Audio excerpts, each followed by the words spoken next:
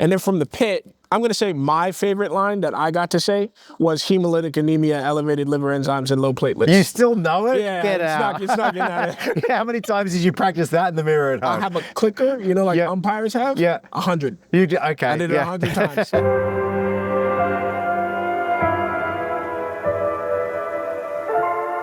Welcome to Martha's Vineyard for the A Lot More podcast. I'm Jonathon Buckley, and we're with somebody who you might recognize. I usually have an easy time introducing people because they're from a thing, but you're from many things. Luke Tennie, Shrinking, Abbott Elementary, The Pitt. I even saw you were on Call of Duty.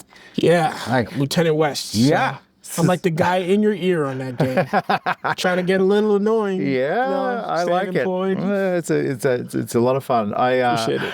How has the last decade been for you? Let's just say that.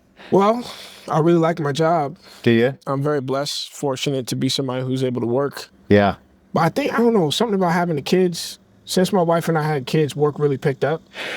It's something magical. I think it's like when you go into an audition room and you really want to do a good job, it's very different than, look, whether you hire me or not, I'm going to feed my children. Yeah. Something about the distance, I think, makes people want to hire you a little more.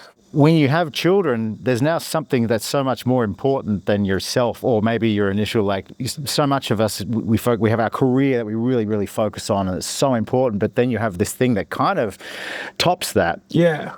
And that gives you that little bit of relaxation in the room. Well, spoken like a father, Yeah. Everything shifts. Yeah. I think I have purpose, and it calms me. Yeah. To have a certainty that this is an honor. It's a pleasure to be doing work as an artist, being paid to make art, to contribute to people's art. But whether they paid me or not, whether I made a lot of dollars or a little, I'm feeding those babies. Yeah. Well, and then you get invited to come out to places like this. I really can't complain. Yeah. So we're here for the Martha's Vineyard African American Film Festival. It's been going on for at least a couple of decades, I think 24 years. How does it feel to be invited out to something like this? Honor and a pleasure. I'm a filmmaker myself. Usually it takes a lot for me and my screenwriting partner. His name's Noah. I'm going to shout him out real quick. We wrote a movie called Jade a couple years ago, made it. It's on YouTube. You can check it out if you like. Jade. Yeah, we did the whole festival circuit, and it's tough to submit, get accepted, and to travel. So any opportunity to go to a film festival, I'm like, this is. So you get it. Yeah, I get do. it. The film festivals are no joke. I mean, it's every an year important there's part of a filmmaker's thousands development. get submitted, and to get accepted to just about any is an honor. So, okay, so Jade, can I ask what it's about? Yeah, it's about a young man who needs a haircut. Oh. It's for probably the most important thing of his life. He's got a custody hearing for his daughter. Yep. Wants to make sure he can remain in her life. And the short is about him getting a haircut and a firm talking to from his homeboy. That's the whole movie. That's awesome. It's on YouTube? Yeah, it's on YouTube. I'm going to go have a look. Appreciate that. I hope you like it. Go have a look. Kind of like a Spike Lee, Edgar Wright kind of thing. Yeah. We had fun making it. Okay, so we pulled you away from shooting, right? Am I correct? Yeah, we're in the middle of season 4. For Shrinking? Yes, sir. What's it like being on set for that series? Because I've been lucky to meet a couple of people over there, and it just seems like you have such an incredible cast and creative team behind it. Is it an enjoyable workplace? Yeah, I mean, there's no drama here. Sorry to report, I got no inside scoop on anything malicious. There's no hot gossip. It's a freaking postcard. Like, that show is what we get to do over there. I think liking each other is one of the secret ingredients to a comedy working. Yeah. Because some of the fun bits are when your characters are fighting. Like, I think of one of my favorite scenes from the show. It was early in season 3. Liz crashes Gabby's her class when she's being a professor and all of that, and then Liz follows her back to her office. That scene in that office is one of the funniest scenes in the whole show to me, and it's just a two-hander. Shrinking's kind of known for like the eat a dick Pam scenes where everybody's involved, but like that one, it's just tight. These ladies, these two queens of comedy are killing it, and I think because we all trust each other, those scenes where we're fighting kind of are elevated. We can kind of go there. And man, I look to that scene as an example of the kind of actor I want to be in comedy. Just in the pocket, listening and responding, playing. it's just it's an awesome place to work. Well, and Shrinking's got a lot of depth to it as well. Do you have one side of that show that you prefer to operate in? Is it the comedy that you enjoy the most, or do you like to go to the deeper places?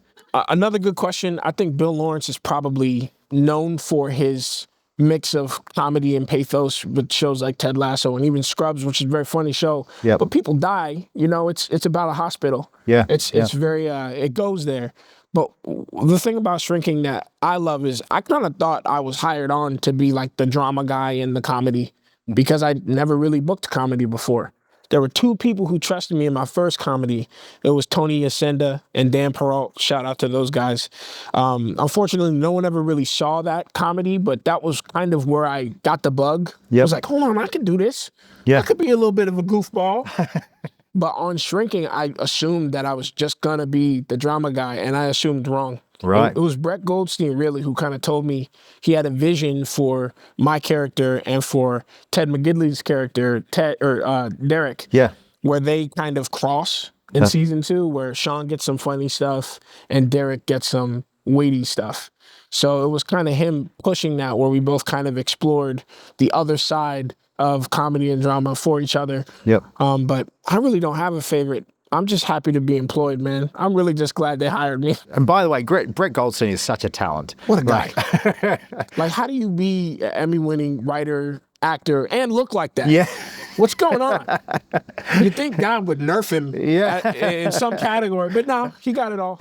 Is there a difference between the way that you do, for instance, like the comedy from Shrinking to when you go over to Abbott Elementary? Is it a little, because it's obviously different styles. Yeah. You got the mockumentary style of Abbott Elementary. Did that require some adjustment, or did you take to that pretty easily as well? I'm definitely a technical actor. Yep.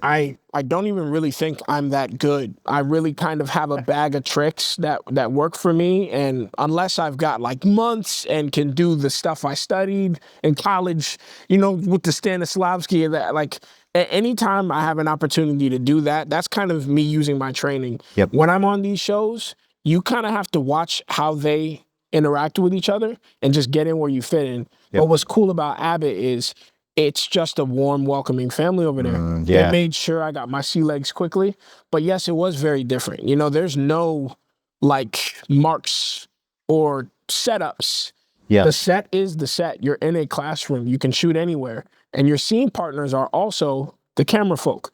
So shout out to Brenda and Jeremiah. They're your scene partners. They actually exist in your universe. Mm-hmm. There's a film crew recording the school. So they're really in the room with you. Oh, that's awesome. Like you're acting with them, which is why those looks to the camera end up being so magnetic because you're kind of inviting the audience to participate in the reality of this fake reality. Yeah. It's so exciting, but it's very different. So it took me a while to get my legs on that to show, get the groove. sure. There's a few extra things to think about whilst delivering your lines and finding your way and all that. So I guess that brings you now to the Pit, which is different again, seriously different in tone, obviously, but even the way that they shoot the Pit as well. It's more, it's like they call it an ensemble cast. I mean, you're moving around again, which is similar to your Abbott Elementary, but what's it like stepping into that emergency room?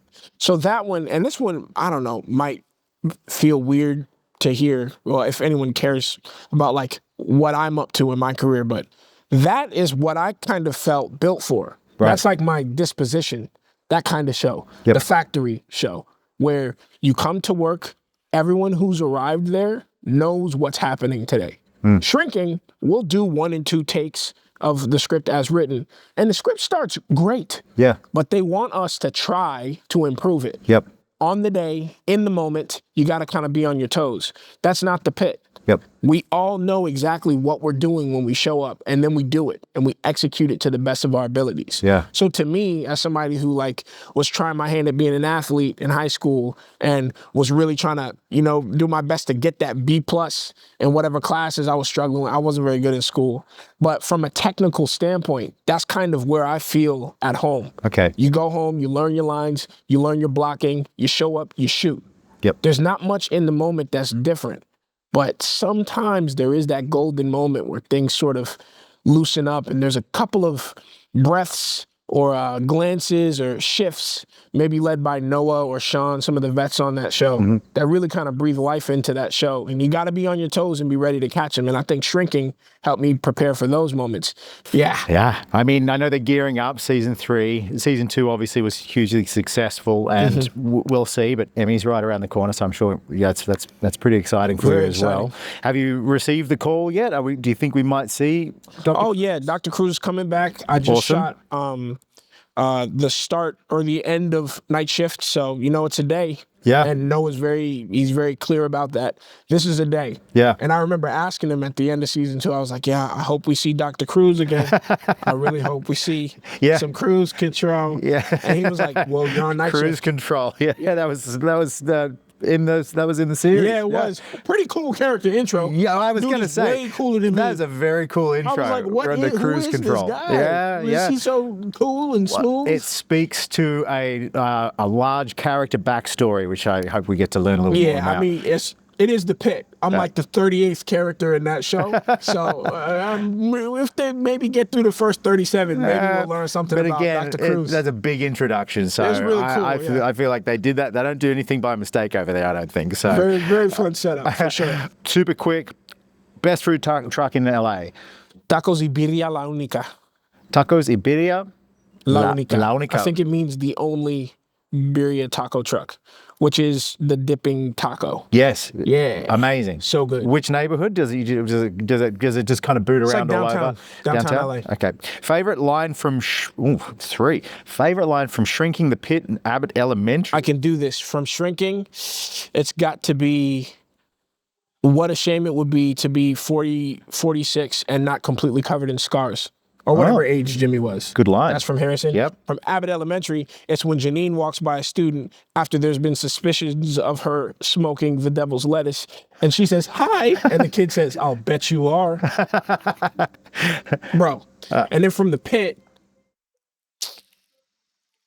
I'm going to say my favorite line that I got to say was hemolytic anemia, elevated liver enzymes, and low platelets. You still know it? Yeah, Get out. It's not getting out of it. How many times did you practice that in the mirror at home? I have a clicker, umpires have? Yeah. 100. Okay. I did it 100 times, yeah. Did you get it when the camera was rolling? Nailed it. Brilliant. Wouldn't miss it. Love to hear it. Favorite therapy technique from Shrinking? Oh, the field. The field? Okay. Yeah, easy. Yep. What's a medical term you remember from the Pit? Well, since I already described HELP syndrome, Yep. How about, this is from season 3. I can't use that one. But what was sick from season 1? The clamshell. When they had to pop that dude's chest open. Yeah. That was wild. So crazy. And I didn't know nothing about that because I joined later in season 2. Yeah. And there's like no blood in there because blood is like inside your insides. It's not inside you. Yeah. So it's like dry. It's inside your inside. There's not much in there except the organs.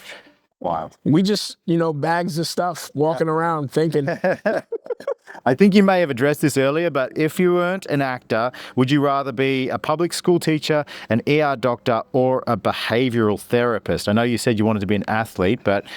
Well, I tried to be an athlete just as a way for college, but my mom was a teacher, so I would pick teacher. Yeah, it's good. It's a noble profession, that Agreed. one. I love teachers. What's something you wish more people knew about you? I really don't care much about what people know about me. Are you a bit more private? Are you a private person, or just kind of apathetic? I care what my wife thinks about me. Yeah. I care what my kids think about me. But I care that producers and directors know that I'm a writer and that I have one screenplay completely written, and I also have more that I'm working on writing because I'm in this to be a multi-hyphenate. Yeah. So if anybody want to give me money to make some movies, let me know. Well, I think that's the best use of that rapid fire question that we could have come across. Right? Yeah. On set for Shrinking, who is the most likely to break or flub a line? Oh, I'm probably me. Honestly, I'm just around so many professionals. And I'll kind of invert that question into a positive and say the person who's probably the most prepared is always Jason Segel. Oh, wow. Okay. Yeah, man. He's just a different beast.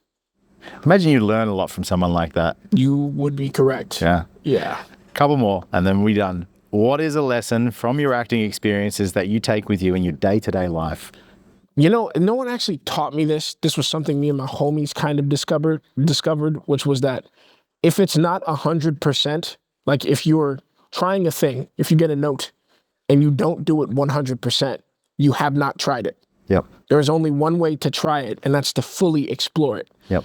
So if you're like, oh, well, I kind of tried it, then you didn't try it. You didn't try it, yeah. If you're given some sort of instruction, do it fully, because if you don't think it's the right way, the full commitment to it will reveal it to everyone else. And also, you might discover it is a good avenue to explore through your full commitment. So 100% of the thing is the thing. I'm just going to make an observation. You're very good at rapid fire. Oh, okay. Last one, with all these jobs going on, how do you balance it all? I think the good answer is you don't. Like, you fail. You try your best. I mean, like a couple weeks ago, I got told to sit down by my lady. She was like, you're doing too much. I pinched a nerve in my shoulder. I was skipping stretching when I was working out. And then I learned, I haven't really been balancing as well as I should have. So do some physical therapy, cut back on the workouts, be more strategic when you're exercising, but also learn how to incorporate that with your work schedule. If you've got a lot of stuff to do here, you're going to be able to focus on this other stuff less. Yeah. So you got to be strategic. I think for me, balance is achieved through failure and support. And I think most of that is thanks to my lovely wife, who I obviously love talking about. I love that. That's so she's sweet. Great. You have been an absolute joy to chat with. Likewise. Thank you. Enjoy the rest this. of your time here in Martha's Vineyard. Luke Tennie.